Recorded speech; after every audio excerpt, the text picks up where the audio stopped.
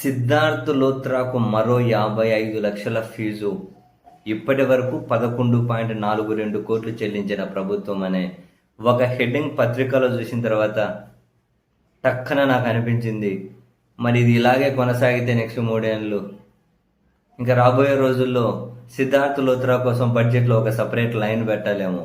సిద్ధార్థ్ లోత్రా ఏమంటారు ఫీజు కోసం ఇంత బడ్జెట్ అలొకేట్ చేస్తున్నామని చెప్పి బహుశా సపరేట్ దాన్నిగానే పెట్టాల్సి వస్తుందేమో అనిపించింది. ఆయన వాదించేదే కొన్ని కేసుల్లో ఒకటో రెండో, బహుశా ఆ ప్రతిసారి వాదనలకు ఒకరోజు వాదనలు వినిపించారు, ఒకసారి అపియర్ అయ్యారంటే ఫీజు 10 లక్షలు, క్లర్క్ ఫీజుతో కలుపుకొని 10% అంటే 1 లక్ష. కుప్పలు ఇప్పుడు చూడండి, మద్యం కేసుల్లో సిఐడి సిట్ తరపున సిద్ధార్థ్ లోత్రా హైకోర్టులో వాదనలు వినిపించారట. ఇటీవల 3 రోజులు వాదనలు వినిపించారట. ఆ 3 రోజులకు రోజుకు 10 లక్షలు, 30 లక్షలు, 10% క్లర్క్ ఖర్చులట, అంటే 3 లక్షలు, 33 లక్షలు. నెక్స్ట్ ఇదే మద్యం కేసులో ఫిబ్రవరిలో 2 రోజులు వాదనలు వినిపించారట. 2 రోజులు అంటే రోజుకు 10 లక్షలు, 20 లక్షలు, క్లరికల్ ఫీజు 10% అంటే 2 లక్షలు, 22, 33, 22, 55 లక్షలు ఫీజు చెల్లించుకుంటూ ప్రభుత్వం అనేది ఉత్తర్వులు ఇచ్చిందట. నిజంగా ఈ మాటకా మాట సిద్ధార్థ్ లోత్రా కోసమే కేసులు పెట్టి లాగుతున్నారేమో అని అనిపిస్తుంది ఒక్కొక్కసారి. ఎందుకంటే సిద్ధార్థ్ లోత్రా అంటే చంద్రబాబు నాయుడు గారి ఆస్థాన న్యాయవాది. ఆయనకు ఒక పర్సన్, అదొక చంద్రబాబు నాయుడు గారికి కదా, ఆ టీం మొత్తానికి. అటు అంతకుముందు చంద్రబాబు గారు రాజగురు అనబడే వ్యక్తికైనా, మధ్యలో సునీత గారికైనా, అటు రేవంత్ రెడ్డి గారికైనా చాలా మందికి సిద్ధార్థ్ లోత్రా అనే న్యాయవాదిగా ఉంటూ వస్తున్నారు. అంటే చంద్రబాబు గారి కంపౌండ్కి సంబంధించి కీలకంగా ఉన్న వ్యక్తులు అనబడే వాళ్ళందరికీ.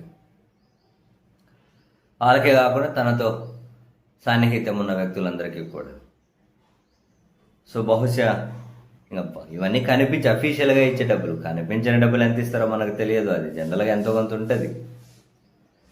అండ్ సొంత న్యాయవాది లాంటి మనిషి కాబట్టి ప్రభుత్వ డబ్బులే విచ్చలవిడిగా ఇచ్చేస్తున్నారేమో కూడా అర్థం కాదు. ఇంతగానం చెల్లించే బదులు ఇయర్లీ ఇంత ప్యాకేజ్ కింద మాట్లాడుకుంటే సరిపోతుందేమో. లేకుండా సిద్ధార్థ్ లోత్రాను తీసుకొని వచ్చి పబ్లిక్ ప్రాసిక్యూటర్ సరే అడ్వకేట్ జనరల్ చేస్తే సరిపోతుందేమో. అన్ని కేసులు ఆయనే వాదించేస్తుంటారు కదా. అంటే ఆ ప్రైవేట్ లాయర్లకు ఒకసారి అప్పేర్ అనేందుకు 11 లక్షలు ఇచ్చే బదులు ఇంతమంది ప్రభుత్వ న్యాయవాదులు ఉన్నారు. ఈ ఆంధ్రప్రదేశ్ కోర్టులోనే కదా వీళ్ళందరూ వాదనలు వినిపించేది. సుప్రీంకోర్టుకు పోయినప్పుడు మళ్ళీ అది అడిషనల్, అది వేరే వేరే న్యాయవాదులకు వేరే వేరే ఫీజులు.